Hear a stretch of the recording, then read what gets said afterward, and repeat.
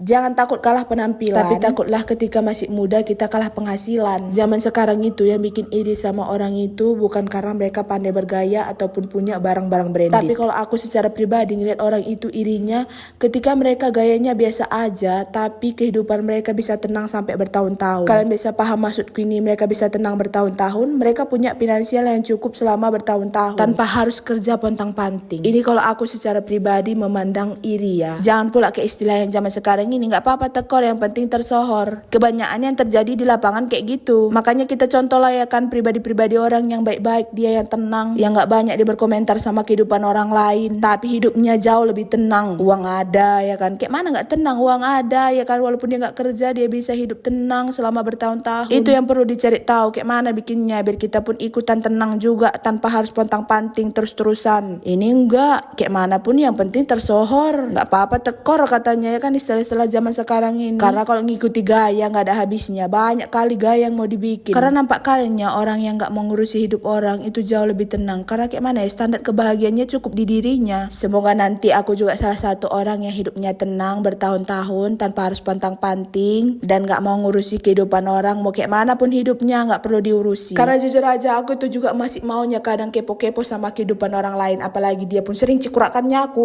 pun mau juga cikurakan dia.